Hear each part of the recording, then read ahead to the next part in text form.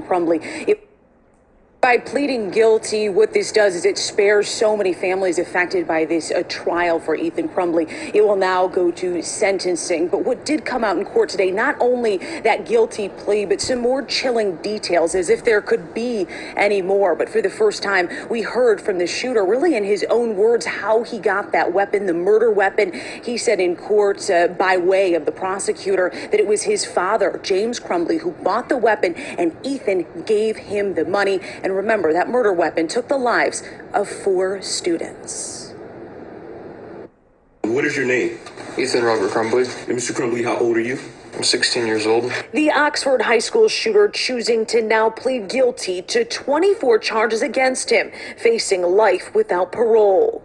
Is it true that your actions on November the 30th, 2021 caused the deaths of Madison Baldwin, Tate Muir, Hannah St. Juliana, and Justin Schilling? Yes. These families and the thousands of others affected by the shooting in Oxford won't have to sit through his trial, and that does not mean any kind of shortened sentence as a result of the plea.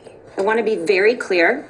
There were no plea negotiations, no plea offers, no reductions, and no sentencing agreements. Crumbley's attorney, in so many words, says the evidence against her client too damning. Originally, we filed a notice of insanity, and based on the conversations that we've had and the review of the discovery, we felt it appropriate to withdraw that and have him plead guilty today. Some questions answered Monday in court during the hearing. Crumbley testifying that he had the murder weapon, a Sig Sauer handgun, and 50 rounds of ammunition in his backpack at school, while school officials questioned him about a violent drawing depicting a shooting the same day he opened fire at the school.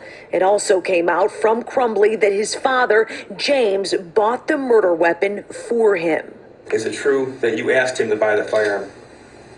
Yes. Is it true that you gave him your own money to buy the firearm? Yes. He had access to it whenever he wanted. So that was mind-blowing, too. Oxford High School parent Megan Gregory in court seeing the shooter for the first time in person. She says her son Keegan was able to get away from the shooter after being held hostage in the bathroom with Justin Schilling, who was shot and killed. I'll never have a child that was the same person he was on November 29th. She says her son watched the hearing via live stream. He didn't want to be here. He struggles with the thought of being in the same room. I mean, he was held hostage by him for almost 6 minutes. Ethan seemingly lacking emotion in court. He did not say much beyond one-word answers to the judge and prosecutors. His attorney says it will be clear his remorse at the next hearing. I hope that someday he does feel that remorse. I still saw evil. We got to learn a little bit about what life is like for the shooter through his attorney, Paulette Lofton. She says he is still segregated from general population here at the jail in Oakland County. He only has contact with his attorney and deputies. He does have a tablet, but it is restricted. He can only talk with his attorneys on that tablet. Now, she says, Paulette Lofton, that he is taking accountability for his actions with today's guilty plea. Reporting live in Pontiac, Jessica Dupnack, Fox 2 News. Well, Jessica, because there was no plea agreement or any sort of sentencing agreement, does that mean this is automatically life in prison? And we're not talking about the juvenile facility, Children's Village. We're talking about life in prison. Yeah, absolutely. And what will come next, and I think that Charlie Langton, who's been on this today, will get into, is that Miller hearing that comes next, where a judge will decide ultimately if it is life in prison without parole or something less. But of course, I think a lot of parents would like to see life without parole. Sure. And a lot of them spared, though, because he is not going to trial now. Man, this was a crazy case. Real crazy case. Real crazy case, man. It just seemed like people were failed on so many different levels with this one, man. Like, this wild, man. But you see how they pled with not guilty first, and then they went to the pleading for insanity. You know what I'm saying? Want to play stupid, want to play crazy and shit. Then they got more information, more evidence. Read that discovery. That lawyer said, hey, nah, we ain't going down that direction, homie. Just go ahead and plead guilty. You know what I'm saying? Your ass going in the dirt regardless, so you might as well just act like you got some kind of remorse, you know what I'm saying, plead guilty, you know what I'm saying, and hopefully you might get parole, you know what I'm saying, in 40 years, you know what I'm saying, maybe. But it's crazy because it's just his parents failed him, the school system failed him, you know what I'm saying, failed, not just, I ain't gonna say failed him, failed the individuals who passed away, the individuals who they were supposed to be, you know, protecting, you know what I mean. But yeah, that the father purchased a gun. It's dude 16, you know, he ain't supposed to have handguns at the age of 16. I think you got to be like 21 in most states to have a handgun. You know what I'm saying? You can have like hunting rifles at like 18. But for you to purchase the gun, I can say, okay, you purchase a gun for your son, right? You know what I'm saying? Because you want him to be able to, you know what I'm saying, learn how to handle some heat. A man should know how to handle a weapon. You know what I'm saying? Because eventually he gonna be head of a household. You know, he gonna have to hold that household down, right? But you just give it to him. Yeah, he gave you the fucking money for it, but you just give it to him. You don't lock it up and say, okay, this bitch don't need to be, because you know how this dude is 16 years old. You know, that's when we at our height of testosterone. We done hit puberty damn near already. But you got that testosterone going crazy, and the last thing a motherfucker need is a gun, especially somebody that look like that. You look at him, you can say automatically, yeah, he a school shooter. I'm sorry, but that's just what Jit looked like, man. He looked like a school shooter. I don't know what else to say. He looked like a school shooter. If you draw up a portrait of a school shooter, you gonna draw that motherfucker right there. About 80 pounds, you know what I'm saying, skin and bones, looking like a basement baby. You know what I'm saying? He live in the basement, live on that computer, doing God knows what. You know what I'm saying? His parents doing God knows what, and his daddy look like the same. I don't know what the hell they doing, but they got their own trial coming up. So we definitely gonna tap back into this. So I guess like, comment, and subscribe. You know what I'm saying? Make sure y'all like, comment, and subscribe, because we definitely coming back to this case.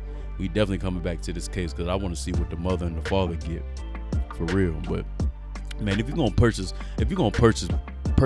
weapons, man, at least lock the fucking weapons up for your children, man. Yeah, it's theirs, but just because they pay for it don't mean it need to be under their possession at all times.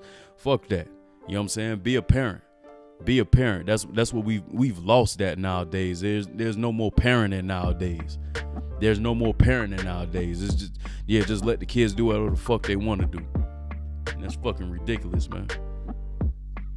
And then the school questioned him about he had a drawing. He was drawing on some goddamn look like geography homework or whatever the fuck about a school shooting. You know what I'm saying? About a shooting. They questioned him, and he had that gun.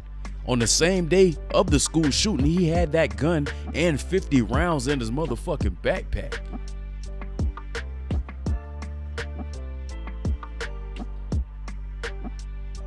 $50 rounds in his fucking backpack? Are you serious? And they ain't go in his fucking backpack and say just to make sure he's straight. I remember, let me tell y'all a story, man. I was in 6th grade. And I had some catnip, you know what I'm saying? My homeboy, I used to walk to school, and you know what I'm saying, I was dibbling and dabbling. I wasn't, you know what I'm saying, I was just around some people, you know what I'm saying, that was, you know what I'm saying, it was like 3 or 4 years older than me, you know what I'm saying, so I knew what weed looked like, you know what I'm saying. I used to, hey, let me roll it up for you, you know what I'm saying. So I know I ain't smoked at that point in time. I wasn't smoking or nothing like that, because that's just something I didn't do, you know what I'm saying, but I knew what weed looked like. And then I went over to my homeboy house, because I used to go get him. You know what I'm saying? When I walked to school, I used to walk to school. So I went to go get him. And he had some catnip. You know what I'm saying? He had some catnip. You know what I'm saying? He was he opened his drawer. I said, what's that? He's like, oh, that's catnip. Kind of looked like some bust down weed. You know what I'm saying? Looked like some weed that had been bust down. You know what I'm saying? It wasn't in the bud no more. It just looked like, you know what I'm saying? Like potpourri, kind of like, you know. So, you know, in my head, you know, me being me, I put the shit in the motherfucking plastic bag. You know what I'm saying? I put it in a little plastic bag. I take it to school. I say, I got that fire. You know what I'm saying? I'm trying to give me a sack. I'm trying to get some money. You know what I'm saying? I was an athlete, but I knew what to do with it. You know what I'm saying? Where I came from, man, it was, hey, I knew what to do with it.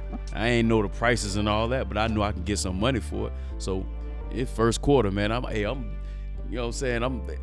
I got the, you know, the old desk that got the, you know what I'm saying, the old desk you sit at the desk and it got the slide in it, so you put all your books and the shit at the desk. You know what I'm saying? So I got all my books. I put all that shit all the way in the back. I put that shit all the way in the back. All the way in the back behind my books and everything, man. It's probably about 11 o'clock. You know what I'm saying? We out at recess. You know what I'm saying? I'm going crazy. You know, the recess, that's my thing. You know what I'm saying? I'm running around. All of a sudden, I see a dog and some police officers coming, just walking. You know what I'm saying? They walking along. We on the recess field. But I catch them going in our classroom. I'm like, man, I'm thinking I got it in my desk.